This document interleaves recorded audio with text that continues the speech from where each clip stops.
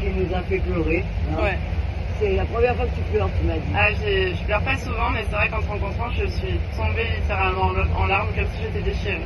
Oh, que c'était beau. Moi, j'ai vécu un moment, mais de grâce. Et moi, quand je suis rentrée, que j'ai vu ta photo et tout ça, ces émotions, ça a été un grand, grand moment. Donc, une artiste avec cette sensibilité, cette beauté, et qui voit des choses derrière les choses, c'est vraiment quelqu'un de formidable.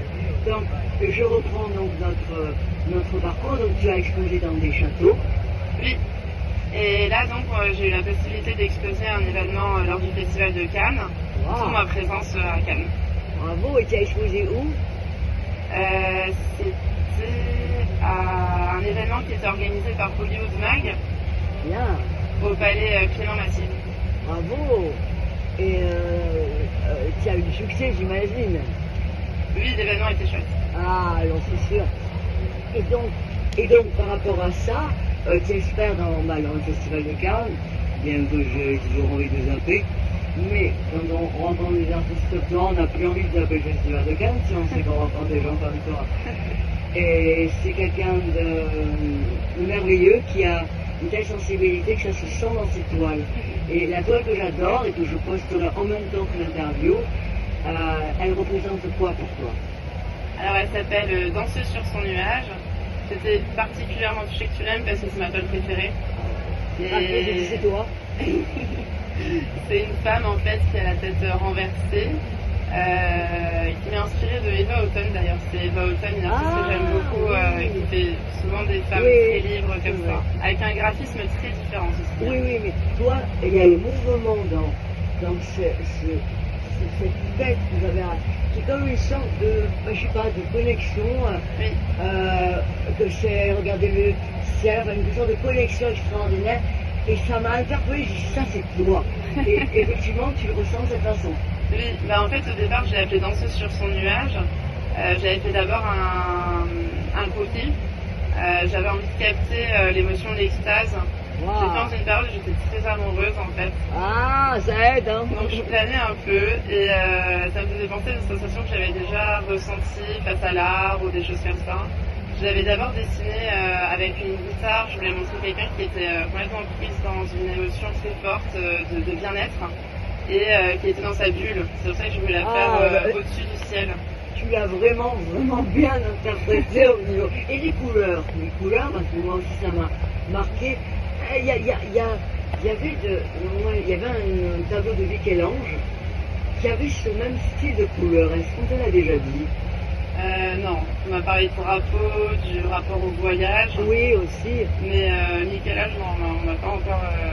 Moi, c'est parce que ma mère avait fait une toile sur coussin, et qui avait ces couleurs-là, et ça m'a interpellée quand je les ai vues, parce que c'est vraiment des couleurs qui sont à la fois douces et à la fois puissantes. Oui.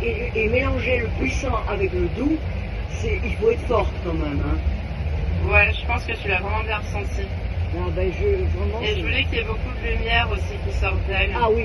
C'est pour ça qu'il y avait au départ, je ne voulais pas faire de rouge, j'ai préféré faire orange, parce que l'orange c'est l'énergie. Bien sûr. Dans le rouge il y a peut-être plus de violence, je voulais pas de violence en fait. Plutôt quelque chose comme quelque chose où on se sent tellement bien que ça va expulser et effacer tout le négatif. Wow, c'est ça que j'avais en tête en fait. Eh bien écoute, tu l'as bien présenté, puisque même moi qui suis une profane au niveau peinture, même si je vais à toutes les expositions beaucoup souvent, pour mettre en valeur les peintres, des fois je reste un peu abscon sur les toiles, parce que je suis sensible à ce qu'il y a, ce qui me parle en âme, d'âme à âme. Et quand j'ai vu tu m'as montré, j'ai craqué bien sûr sur celui-là, et tu m'as dit c'est ma préférée, mais vraiment c'est une merveille. Mais le reste est magnifique aussi, hein, pour être honnête. Tu as des couleurs aussi dans les autres qui sont différentes, mais qui sont très très très recherchées. Oui, et puis je fais du fusain aussi. Je fais des nœuds au fusain qui sont vraiment, j'en ai une cinquantaine, qui sont vraiment un éloge de la vulnérabilité pour moi. Oh, c'est beau.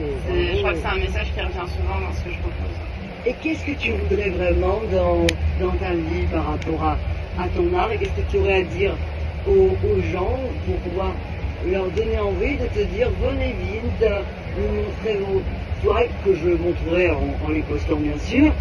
Mais qu'est-ce que tu auras envie de dire comme message pour qu'on puisse t'apporter quelque chose dans ta carrière de peintre et de dessinatrice? Je pense que j'aurais envie de pouvoir montrer l'intégralité de mon travail dans une exposition qui m'est réservée. Ah, oui. J'aime bien faire des collections, j'aime bien faire des parcours. J'écris aussi à partir de mes œuvres, parce que j'aime beaucoup la littérature.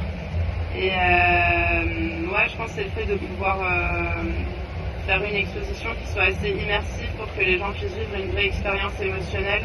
Wow. Parce que je crois que j'ai jamais eu l'occasion de vraiment encore montrer la totalité de mon travail. Et rencontrer en fait des personnes qui vont connecter. Ça, j'en ai rencontré déjà beaucoup. Mais à l'échelle d'une exposition, pouvoir à terme vivre de mon art, c'est voilà, les choses que je désire.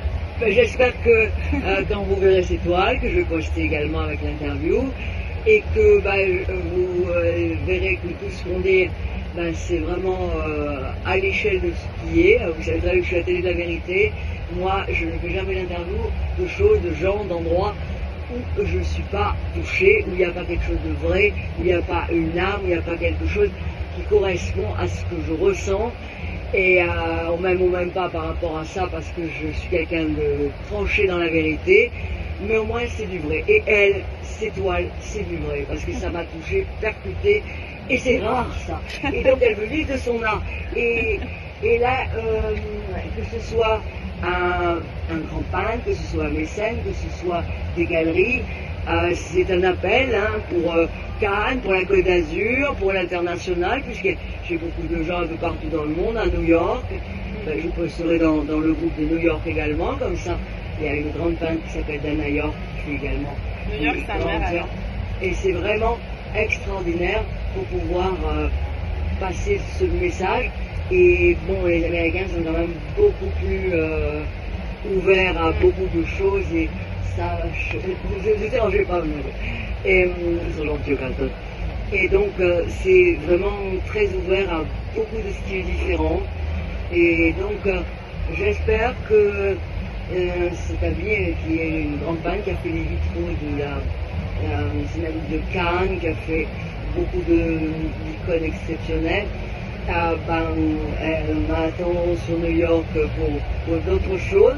J'espère que si elle voit des toiles et que les gens les voient, ce sera peut-être une ouverture pour une avancée où tu pourras peut-être vivre de ton art. Je te souhaite de tout mon cœur. Tu as un petit dernier mot à dire sur ton parcours, sur quelque chose qui te touche, quelque chose qui est marquant dans ta vie, et quelque chose qui a pu faire que vraiment tu sais au fond de toi que c'est ton chemin. Première chose factuelle que je veux dire, c'est que je suis à Paris à partir de août-septembre. Je vais vivre là-bas. Ah oui. Donc ça permet de créer des partenariats sur place, c'est même plus facile. Ah alors, puisque j'ai plein de gens sur Paris également, alors Côte d'Azur non, tant mieux d'ailleurs, des fois c'est très beau le weather, alors des fois la mentalité, bon. Paris, alors mes amis de Paris, je compte sur vous, ils ont des théâtres, ils ont des endroits où on fait des poèmes aussi, et où tu peux te produire et mettre en même temps tes œuvres et faire un poème correspondant par exemple à tes œuvres. Ça te plairait? Bien sûr. Ah alors pour moi, on va en parler après. Voilà, gros bisous, et à tous ceux qui se savent ce que je dis puisqu'ils ont les théâtres, je leur demande de vraiment lui ouvrir toutes les portes. Je te remercie. Et un dernier mot peut-être, parce que c'est la question que tu me posais tout à l'heure. Je pense qu'au-delà d'un style, je cherche vraiment, je suis influencée, je pense, par mon parcours littéraire, dans ma peinture, et je cherche vraiment un trait qui soit au plus juste de ce que je cherche à dire et à représenter le réel. Je crois que c'est des choses qui sont importantes pour moi. Ça manque, parce qu'avec le contemporain, moi je ne sais pas que c'est contemporain, c'est comme certaines choses, c'est absolu pour moi, parce que contemporain, souvent il y a beaucoup un aspect, je connais beaucoup de gens en contemporain qui ont un côté très très, bref, je préfère le réel, personnellement, je ne parle pas seulement des impressionnistes ou autres, je parle simplement du réel et des choses figuratives, des choses qui parlent et tout le monde peut comprendre, c'est universel, voilà. Oui, exactement. Voilà. Exactement, dire, ouais, vraiment. Et de ce qui se passe sous la surface. Oh. Et lui, vraiment, l'idée de lyrisme universel telle qu'il était développée par Victor Hugo, moi, ça me parle énormément. Souvent, on me dit, je fais beaucoup de nus aux fusains qui sont des femmes. Il y a beaucoup d'hommes à qui ça plaît, mais pas dans un regard sexualisé, non, pas que, en tout cas, ça peut arriver aussi. Mais c'est plutôt dans le sens où ce qui s'exprime de l'intérieur en fait de ces personnes peut autant toucher les hommes que les femmes. Tout à fait. Et moi je crois beaucoup en l'universalité des émotions. Oui. Et tu vas parler aussi de l'union du masculin et du féminin, qui est d'ailleurs un petit peu aussi mon combat, parce que on a tous chez l'anima, comme je l'ai dit tout le temps, et si les gens réalisaient beaucoup plus leur anima, particulièrement les messieurs, ils arriveraient plus à sortir leur sensibilité, et on se retrouverait dans un monde un petit peu moins cloisonné dans des aspects durs et cruels et souvent. Et donc cet anima que tu représentes vraiment bien d'ailleurs, et tous les gens qui ont un anima, un animus pourront se représenter quand même dans tes tableaux, je pense. Je te fais tout le bonheur du monde, tu le sais, puisqu'on a ce lien exceptionnel qu'on risque pas de l'oublier ni de se quitter ainsi. D'ailleurs, c'est la seule à qui j'ai fait l'interview, pourtant il y a eu beaucoup de monde qui a envolé. Et vraiment, je suis très très très heureuse d'avoir pu faire cette interview parce que elle le mérite au-delà de tout, parce que elle a la foi, voilà. On manque dans le monde de choses qui ont la foi. On fait des choses pour du commercial, on fait des choses pour gagner de l'argent, on fait des choses pour amener des idées nouvelles qui des fois sont vraiment... il serait bien de prendre les anciens et d'en faire de nouveaux, mais surtout pas peut-être des nouveaux qui sont pas toujours véritablement... voilà, le nouveau c'est bien quand c'est pas uniquement dans un aspect commercial et un aspect qui se veut nouveau. Le nouveau doit obligatoirement, comme je le dis d'ailleurs à Gilles Jacob un jour quand il a dit je vais arrêter, et j'ai dit non, je suis pas d'accord, vous êtes l'âme du cinéma, vous êtes le président du film depuis 38 ans, vous ne devez pas arrêter. D'ailleurs, il n'a pas arrêté, parce qu'il fait des films intimistes, et il donne un exemple aux gens, justement, en rapport avec quelque chose de vrai. On a tellement de choses folles, tellement de choses commerciales, que quand on a quelque chose de vrai, on est content de l'avoir. Et Fanny, elle est vraie. Oui, je pense que le présent se nourrit du passé. En fait. Exactement.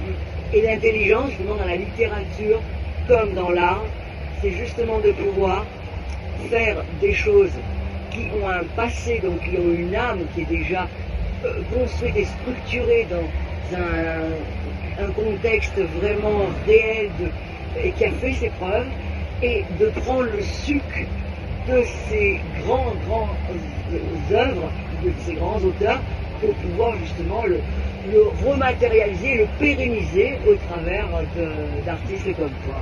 Je pense que c'est ça que tu ressens. Oui, exactement, ouais. Eh bien Fanny, merci pour cette interview. Rappelez-vous bien, donne ton site, le nom de ton site et épelle le site. Oui, alors merci déjà à toi pour cette interview et cette rencontre. Donc vous pouvez retrouver mes œuvres sur mon site en ligne sur fanfit.art.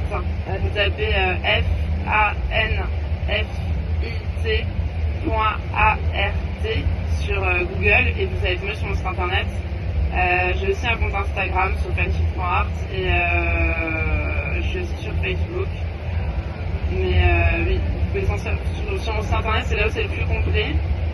Et toutes les œuvres, si elles vous plaisent, je vous invite déjà à découvrir mon univers et tous sont disponibles à la vente. Et vraiment, le site, il a été fait. Je peux même d'ailleurs demander au monsieur de voir parce que vraiment, le site, il est fait d'une façon exceptionnelle. Hein. J'ai rarement vu un site comme ça. C'est pas comme les sites fabriqués. Oui. C'est vraiment un site qui a une qualité de fonctionnement auquel j'ai été très sensible, et j'espère que donc fanfit.art, et je marquerai en dessous dans les commentaires pour que vous retrouviez les liens de notre amie Fanny. Et je vous remercie de nous avoir écoutés, je vous embrasse tous. Merci. Bisous du Festival de Cannes du Carlton, à bientôt, gros bisous. On vous aime et à bientôt à Fanny de la voir dans tous les plus grands hôtels de la planète et dans les plus grands musées, dans tous les plus grands châteaux.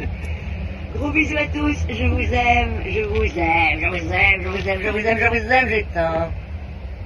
Si j'y arrive, évidemment, Pierre Richard est toujours là. Attendez, j'arrive. Voilà.